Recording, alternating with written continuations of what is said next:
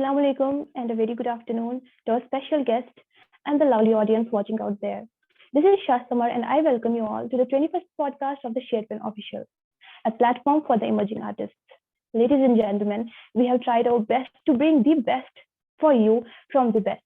Today with us, we have our special guest, Mr. Majid Miskar, who is from Anantnag, Kashmir and is first globally certified motivational speaker and a career coach.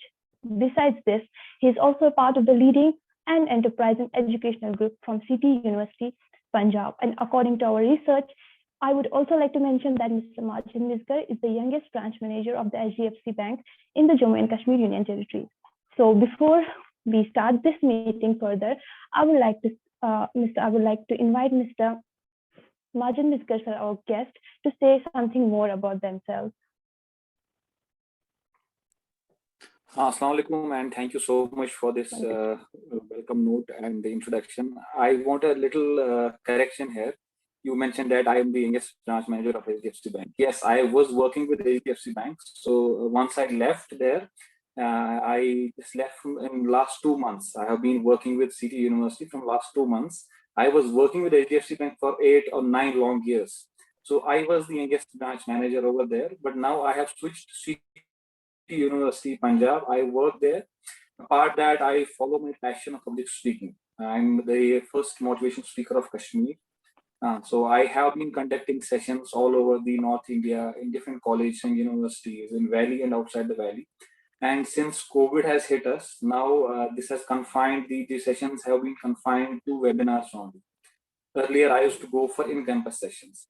So as for my early education is concerned, I did my this graduation from Anantnag itself, and then I moved to Punjab and did my MBA there in marketing and finance. I'm a 2012 pass out, and simultaneously I did masters in English as well because English has been my favorite subject since childhood. So that's all about me, and I belong to Anantnag as earlier mentioned. This is my 9th year in this sector. I have been related to education sector from quite a long time now, indirectly, because I was working in a bank. So it was not feasible for me to have some more time for these sessions. But now, since I have switched from the financial sector to education sector full time, since you mentioned that I work with City University. So I am taking out so much time to try and help youth of our society to just have a look in their abilities and find the solution of their problems related to careers and choose careers based on their choices and interests. So as far as before we move ahead in the session, सबसे पहले एक important point मैं यहाँ mention करना चाहूँगा कि what COVID has changed as far as the context of our topic is concerned. हम ज़्यादा largely इसको discuss नहीं करेंगे because it can go on for 2 hours. So एक थोड़ा सा gist में दे दूँ आपको यहाँ. देखिए what COVID has changed as per as making right career choices concerned.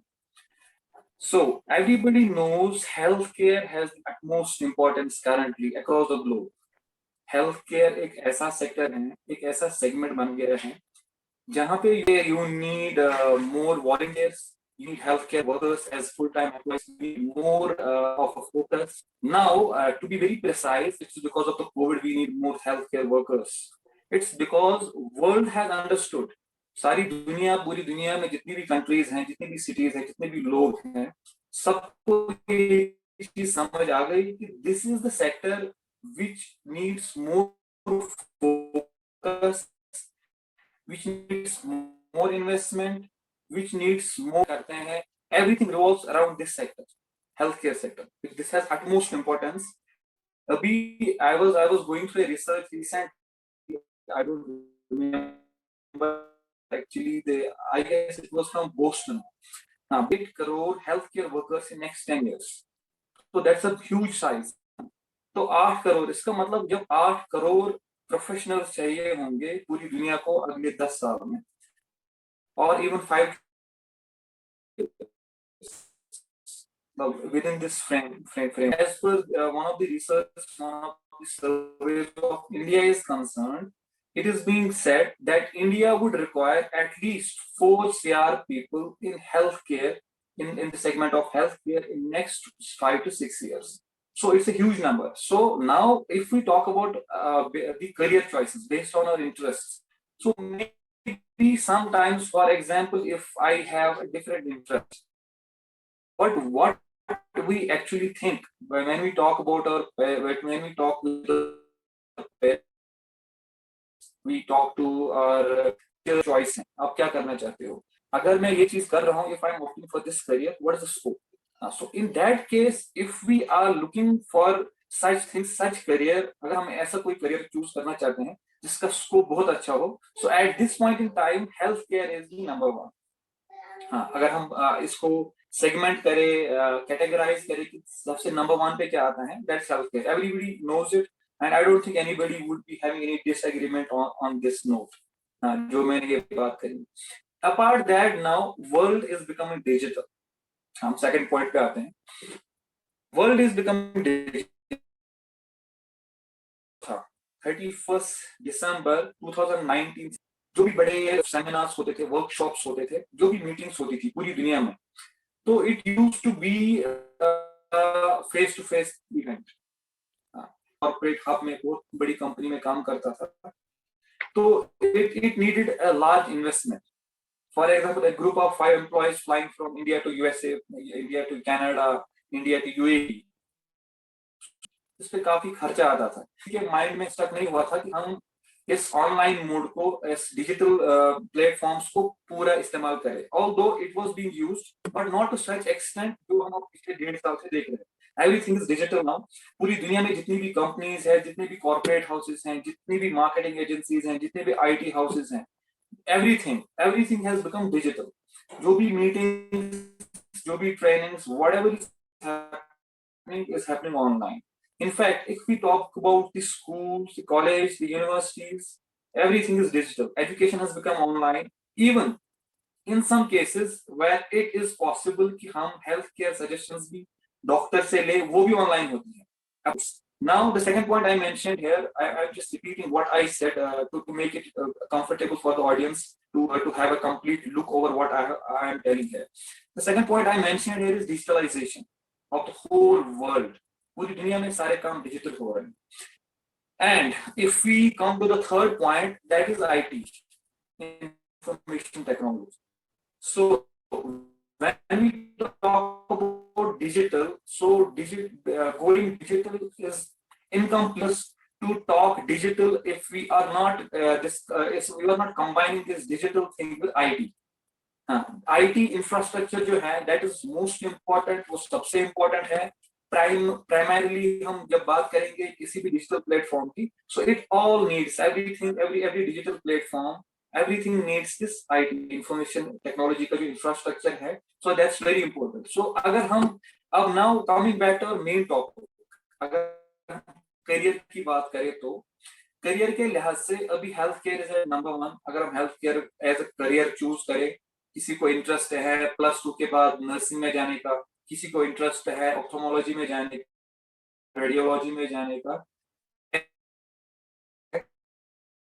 उनमें बहुत डिप्लोमास हैं जो क्या करते हैं. अगर फॉर एग्जांपल 3 साल का कोई कोर्स है, 3 साल का कोई डिप्लोमा है, वहां पे वो क्या करते हैं, वो 4 साल में से 3 साल आपको कैंपस में देते हैं, फिर 1 साल आपको ट्रेनिंग्स में देते हैं, वहीं से हो जाती है. फॉर एग्जांपल, इफ अ गाय और अ गर्ल, कोई लड़का या लड़की एक करियर चूज करेगा, कोर्स चूज करेगा, then what do you college for 3 years and the 4th year would be internship and paid internship, और उसके बाद आपकी वहां पे प्लेसमेंट होती है. So that's one of the best points in healthcare कि even before completing your degree you can start earning. So number one. Number two, I spoke about digitalization. जो सोशल मीडिया मार्केटिंग है या digital marketing जिसको बोलते हैं, तो people require experts, people in largest business houses all across the globe, सबको अभी social media marketing वाले बंदे चाहिए. देखिए, मैं छोटी सी एग्जांपल यहाँ देना चाहूंगा. वो एग्जांपल ये है, few years back, a decade back, 15 साल पहले, 10 साल पहले जब हम छोटे थे, तो उन दिनों जो करियर होता था, करियर चॉइसेस होती थी, वो होता था science, arts and commerce, if I'm not wrong. हर किसी को यही लगता था, दीज आर द 3 सेक्टर्स जिसमें हमें जाना है. मेडिकल सबसे ज्यादा लेते थे लोग, साइंस उसके बाद आर्ट्स ज्यादा लोग लेते थे, उसके बाद commerce. Trend has changed. There are भी हमारे इंडस्ट्री ड्रीम प्रोग्राम्स आएंगे जिसमें आप पढ़ते पढ़ते भी कमा सकते हैं और अपने पैशन को, अपने एक्सपर्टीज को बहुत अच्छे से अपने किसी प्लेटफॉर्म पे यूज कर सकते हैं। So now I was talking about digitalisation. When you talk about digitisation, तो डिजिटल में काफी चीजें आती हैं। सो इसमें सोशल मीडिया नेटवर्क का एक बहुत बड़ा रोल है।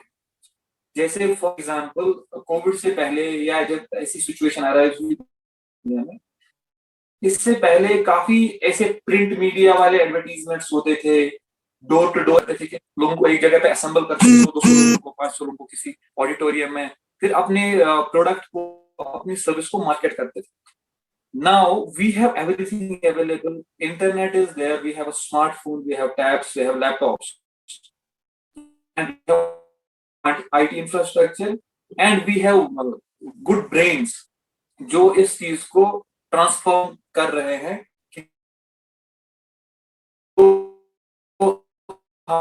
हमारा ओल्ड ट्रेंड था मार्केटिंग करने का, now digital market glow currently after health care कि डिजिटलाइजेशन कैसे करें, social media marketing, Instagram, Facebook, WhatsApp, कैसे हम मार्केटिंग करें। Now coming back to the third point which I mentioned over here, if we are talking about career, तो career के लिहाज से IT is one of the other best segments where we can go. अगर for example 10th 11th के बाद जो बच्चा किसी ऐसे फील्ड में जाना चाहता है जहां पे वो अपनी एक्सपर्टीज को पूरे अच्छी तरह से यूज करना चाहता है, तो IT is one of the best fields ही और she can go. Information technology, तो इसमें जो बेस्ट ब्रेन्स हैं पूरी दुनिया में, they have proved best for the whole mankind. ऐसे ऐसे इनोवेशन, ऐसे ऐसे क्रिएटिव आइडियाज, ऐसी ऐसी चीजें, these three, the health care, the digital and now and information technology, these three things are जिसके अराउंड पूरी दुनिया हम मतलब हम इन तीन चीजों को ऐसे एक सेगमेंट कैटेगराइज कर सकते हैं। इन तीन चीजों के इर्द गिर्द हम अपने करियर को देखें। बिकॉज नाउ जैसे अभी मैंने मेंशन किया commerce, arts and science, this was all. हाँ, नाउ अभी मैंने कुछ पॉइंट्स यहाँ पे डिस्कस किए, वो ये थे कि robotics, cyber security, artificial intelligence, cloud computing, ये एक ऐसी टर्म्स हैं, ऐसी चीजें हैं जो आजकल हर एक टीनेजर, हर एक बच्चा, हर एक एस्पायरिंग स्टूडेंट, स्कॉलर, जो भी बच्चे हैं, जो टीनेजर है, या जो इनफैक्ट जो वर्किंग प्रोफेशनल्स भी हैं, जैसे मैं काम करता हूँ, मुझे 8-9 साल का एक्सपीरियंस है, तो I am also looking for the courses currently about data science, artificial intelligence या डिजिटल मार्केटिंग, जो मुझे खुद की जो मेरी स्किल सेट है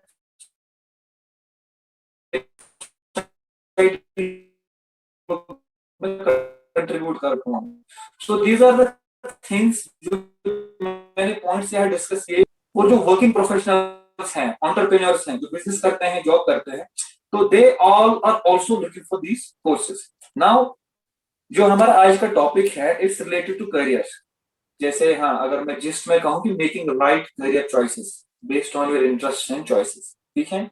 नाउ इसमें आपने जो आज का टॉपिक चूज किया है, इसमें एक और पॉइंट है कि हम अपनी स्ट्रेंथ्स को यूज कैसे करें और weaknesses, I call weakness areas of improvement, that's one of the positive words to be used.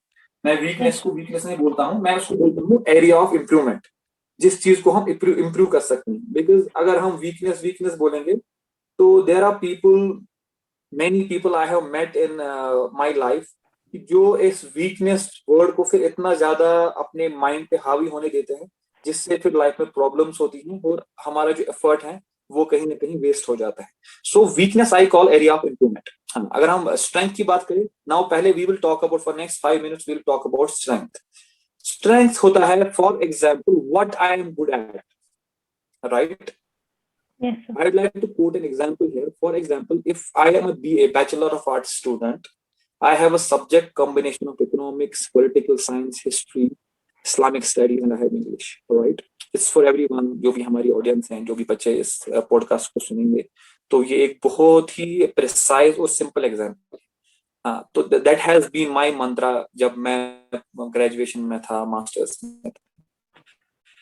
मेरे हिसाब से अगर if we are studying 5 subjects in our course, अगर चूज वन, अगर हमें एकेडमिक्स में जाना है तो, not particularly academics but particular अगर मैं बात करूं एज अ होल, अगर हमें किसी भी फील्ड में जाना हो तो फिर शायद ये जो मेरी अगली एग्जांपल है शायद सबके लिए ये जो इम्पोर्टेंट नहीं है, but those particularly who want to go into academics, तो 5 सब्जेक्ट्स में से एक सब्जेक्ट में ऐसा चूज करना है जिसके लिए हम वो कोर्स करें। हम 4 सब्जेक्ट्स को ठीक ठाक ये टाइम दे, बट हम 5 में से एक सब्जेक्ट ऐसा चूज करें जिसमें हम अच्छे हो और जिसमें हम आगे मास्टर्स कर सकते हैं, जिसमें हम रिसर्च कर सकते हैं, पोस्ट डॉक्टरेट कर सकते हैं, जिसमें हम अपने आप को एक्सपर्ट बना सकते हैं। जैसे फेवरेट मैंने अभी मेंशन किया कि English has been my favourite subject, so that's why I went for master in English. Otherwise मेरा जो फील्ड था वो मैनेजमेंट था, वो बिजनेस एडमिनिस्ट्रेशन था। I was into MBA in financial marketing. But as for my own interest was concerned, it was altogether of English, speaking, communication, marketing, how I can express myself. So that's why मैंने अंग्रेजी को side by side अपने साथ लिया और उसमें masters किया। और उससे पहले भी जो बचपन में जब अंग्रेजी मेरा सब्जेक्ट होता था उसमें हमेशा मैं ज्यादा मार्क्स स्कोर करता था, क्योंकि मैं उस पर ज्यादा ध्यान देता था। मुझे पता था कहीं ना कहीं ये चीज मुझे आगे हेल्प करेगी और मुझे इसी फील्ड में आगे जाना है। मुझे अंग्रेजी का बोलचाल होना चाहिए, मेरी पर्सनैलिटी ऐसी प्लीजिंग होनी चाहिए कि मेरी बॉडी लैंग्वेज ऐसी होनी चाहिए कि लोगों को समझ आना चाहिए।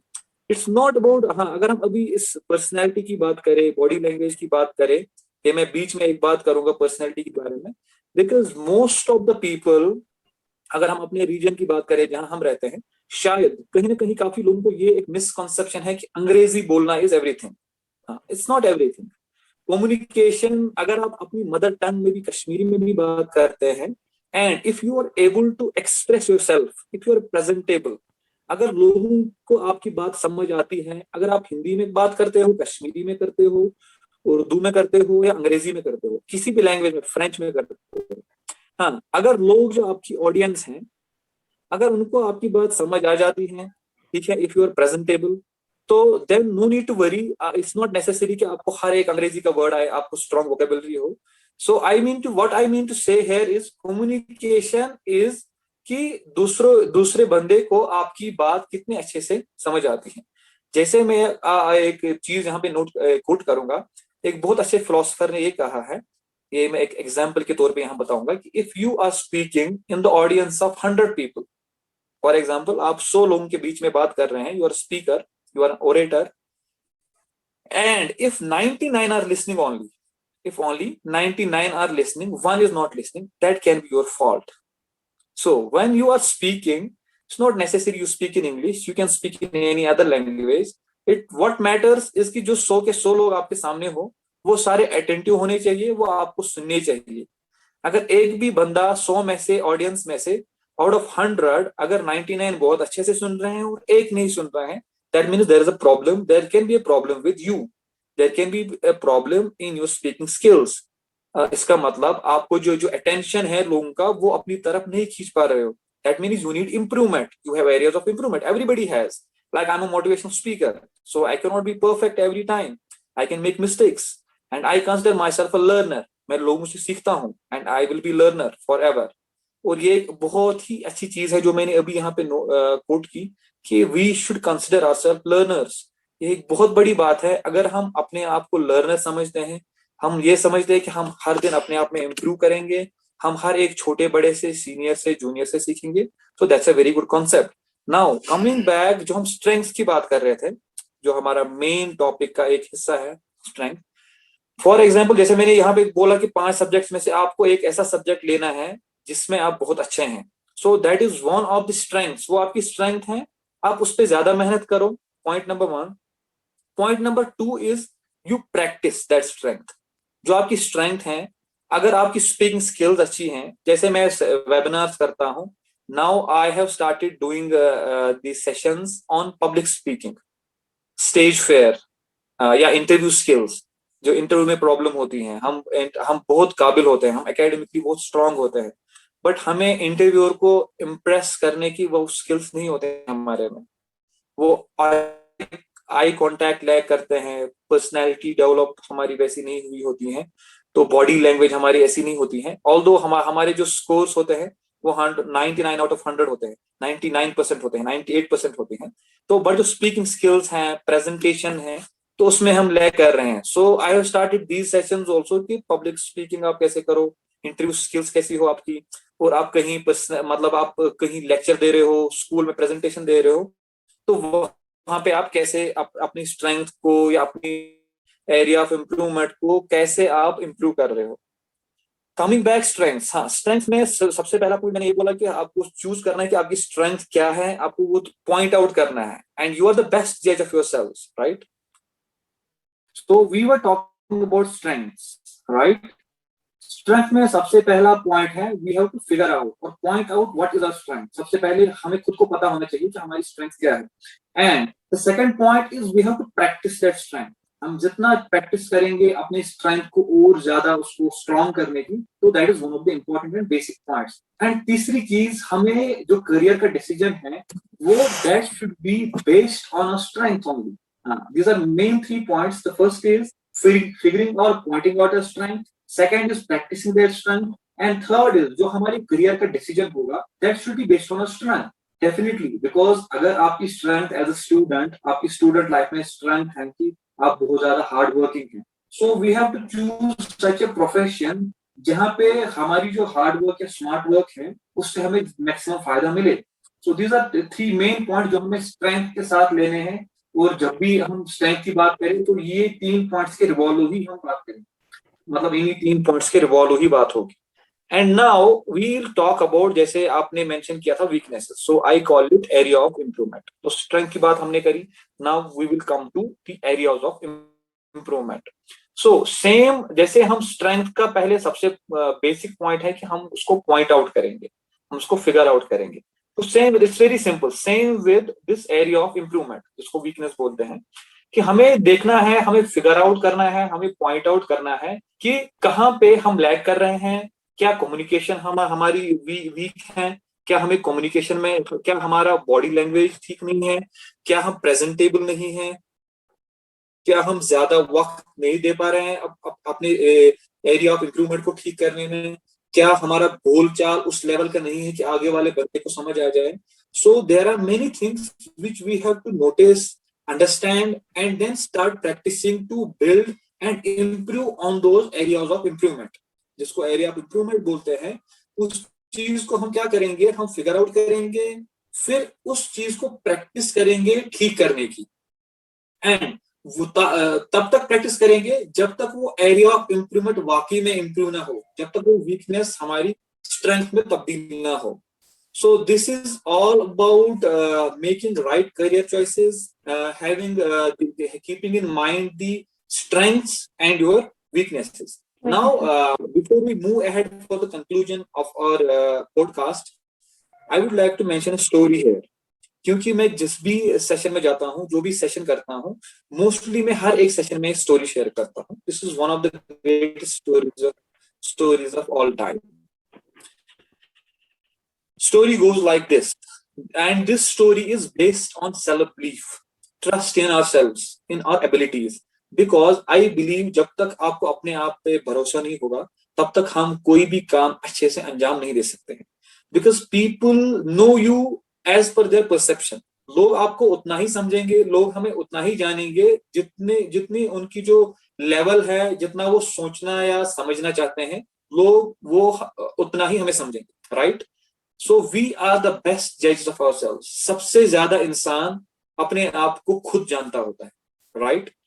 Not even your near and dear ones, maybe our parents, our partners, right? Our spouses, our kids, our teachers.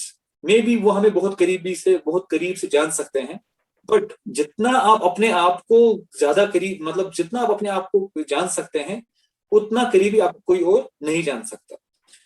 Now, story is about self-belief. There was one person called Charlie Chaplin. I hope everybody has heard his name. He was from US. So one fine day, one of the private organizations, they were dealing with something. they decided to go for a competition where they'll try to find the look-alikes of Mr. Charlie Chaplin, right? I told you I share this story in my each and every session Yes, so because that's fine. I We are found this story very interesting and sure, sir. जहाँ से लोगों को बहुत अच्छा lesson मिलने वाला है कि हमें खुद पे बहुत ज्यादा भरोसा होना चाहिए. Yes, our So audience will definitely be inspired by your words. so now what that organization decided in US, that we'll try to find out top 10 look alikes of Charlie Chaplin. मतलब पहले number पे कौन उनसे ज्यादा उनकी शक्ल match कर रही है, उनके ट्रेट्स मैच कर रहे हैं, सेकंड नंबर पे कौन है, थर्ड नंबर पे कौन है. तो इसी तरह से they got a panel of जज, एक जूरी बुलाई उन्होंने.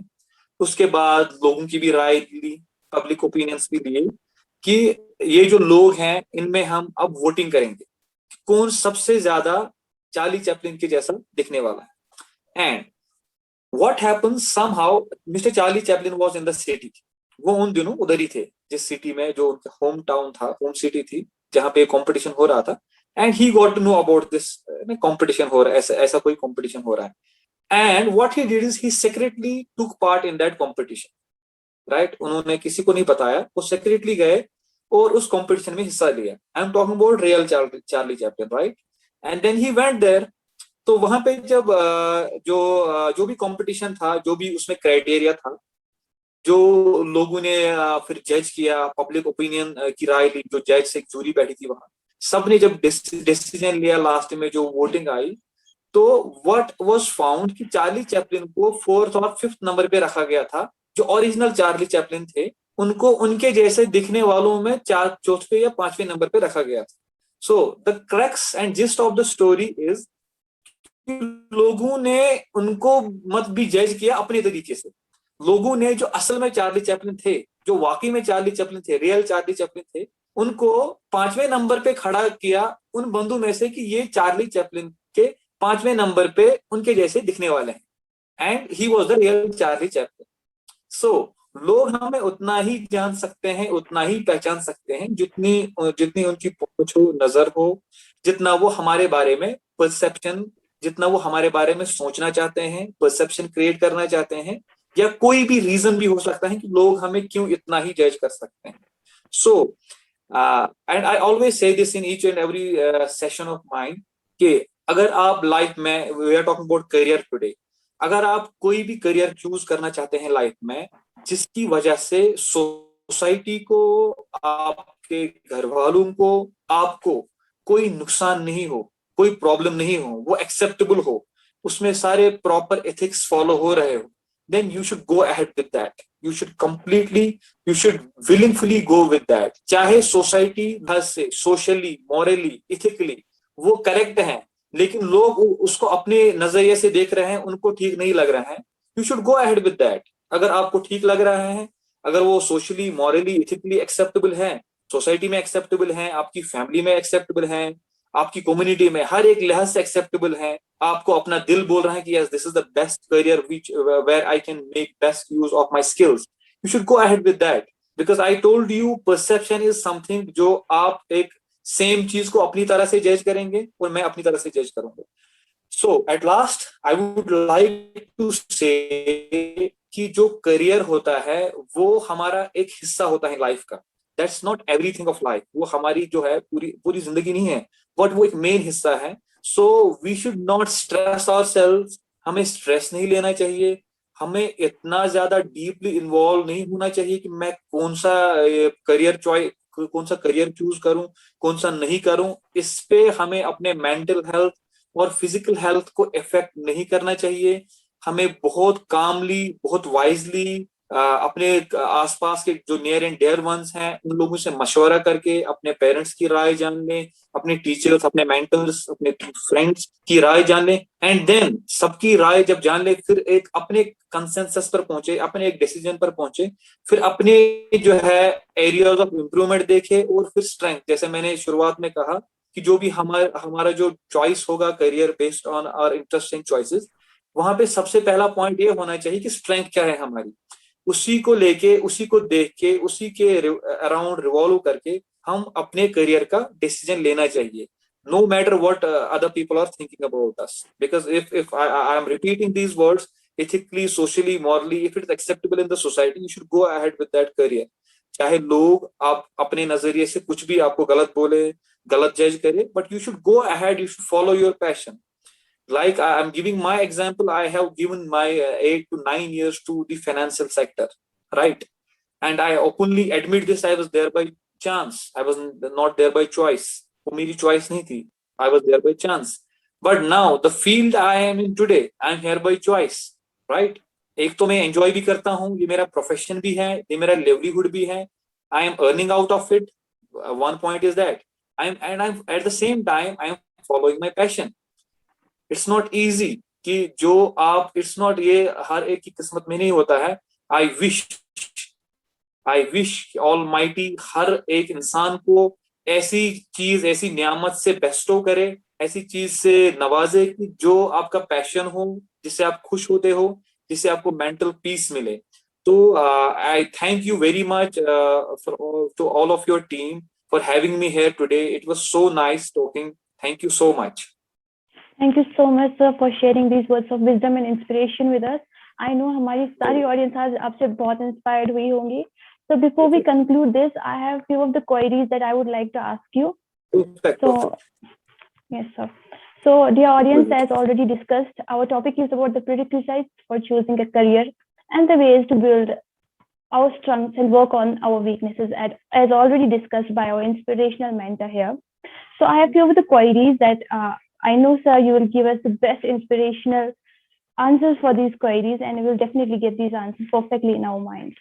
So actually what happens, some of our students, we choose some subjects like अगर हम class 8 में हैं और हमारे subjects medical रहते हैं till our class 12, as you already said कि अगर हम कोई हम में से चाहे अपना करियर बिल्डअप करे आईटी सेल में, लाइक इंफॉर्मेशन टेक्नोलॉजी सेल में या एआई सेल में, आर्टिफिशियल इंटेलिजेंस, बट सर वो सब्जेक्ट्स लैक करते हैं कभी कभी, because being a medical student some face like we don't have mathematics as our subject. तो उस टाइम पे एक इंसान को अपना करियर के लिए क्या करना चाहिए if he had already chose medical subjects but wants to go in the artificial intelligence cell or any artificial intelligence? So at that what point, what should he do? All right. Before I answer this query, I would like to tell you and the audience कि I am on Instagram, I am on Facebook, I am on Twitter, I am on LinkedIn. You can follow my page there. You can ask me about any query. आपको जो भी counselling की जरूरत हो, आपको career choose करने में help की जरूरत हो, I am always available. Now coming back to the query. इस क्वेरी में का मैं एक रियल लाइफ एग्जांपल आपको दूंगा, अपनी एक एग्जांपल दूंगा. I was actually not good in mathematics, right? एक होता है कि आपको नहीं आता है. That was not the case, but it was not in my interest. मुझे पसंद नहीं था mathematics. So I would like to share one of my failures of my life here to the audience. I actually failed in class 10th maths, right? Would you believe it? I failed. No, I can't believe it. Yes, I was failed in class 10th mathematics examination. हाँ, तो क्या होता था उन दिनों कि अगर आपके 5 सब्जेक्ट्स हैं, आप एक में फेल हो रहे हैं, तो you will be given a chance to go to the next class. So I did the same thing. Out of 100, I got 24 marks only in mathematics because वो मेरे interest में नहीं था. And then getting failed in class 10th examination, then I appeared again.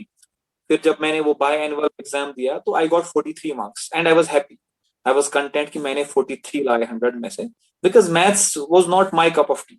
And now I'll relate जो आपने query की, how I'll relate my example with your query. इसमें fail हो रहे हो, उसके बाद आप 5 साल तक आर्ट्स सब्जेक्ट पढ़ रहे हो, आपका मैथ्स के साथ दूर दूर तक कोई वास्ता नहीं है, and then you are getting into banking job जहां पे सबसे ज्यादा कैलकुलेशंस की जरूरत होती है, सबसे ज्यादा मैथ्स सबको आना चाहिए. हाँ, so now coming back to your query कि मैं 10th में फेल हुआ, फिर मैंने 5 साल आर्ट्स पढ़ा, उसके बाद मैंने 2 साल एमबीए किया और मैं बैंक में आ गया. And I was one of the successful leaders. I was the youngest branch manager of banking. And after getting failed in class 10 maths examination. So I don't think that should be or that should be a threat, or that should be taken as a problem. I hope you got the answer of. Yes, sir. Thank you very much for sharing this answer with us. Now, I would like to ask you one more question. I hope we'll get one more inspirational answer for this.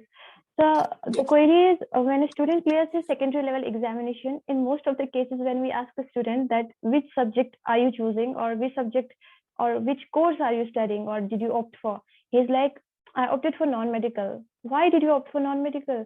Because my mom said me non-medical has a great scope. So how would we persuade that person that he should focus on his own goal rather than listening to her mama and papa?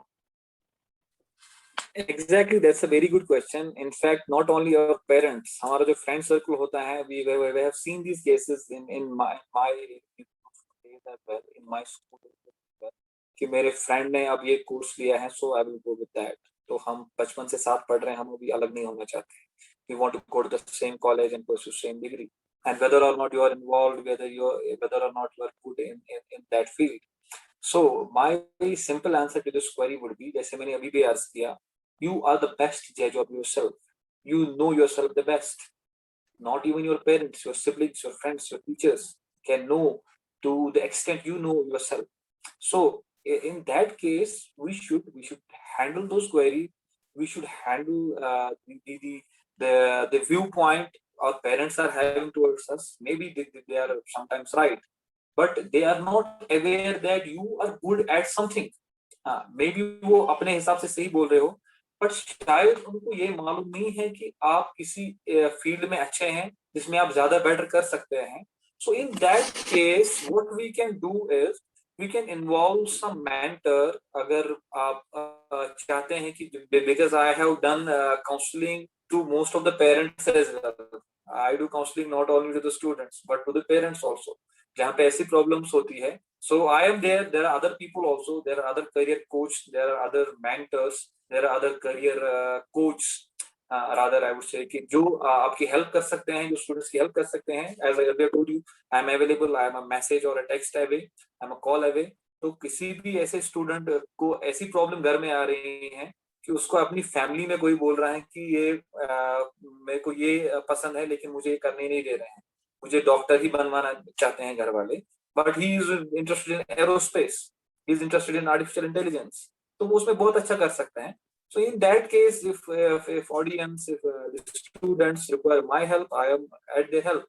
And in any case कि मैं reachable नहीं हूँ, मैं नहीं वहाँ जा सकता हूँ, मैं available नहीं हूँ, या मेरे को contact हर एक नहीं कर सकता है obviously.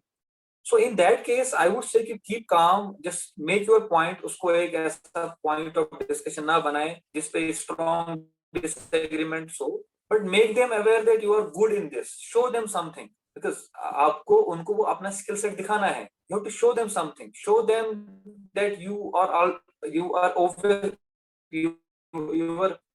actually good in this. So they need something कि जिनसे उसको उनको यकीन हो कि आप वाकई इस चीज में अच्छे हैं. So that's how we can handle this. Thank you. So thank you very Any much. more questions? Thank you very much, sir. We are profusely overjoyed to have you as a guest, as a special guest of ours. और मुझे उम्मीद है कि हम में से बहुत सारी audience आपसे inspire हुई होगी. So thank you so much for being a part of the SharePen official 21st podcast, a platform for the emerging artists. So thank you so much. I wish you very good luck for your all the motivation speaking that you are going to hold more and more. Thank you so much for being a part of our SharePen official.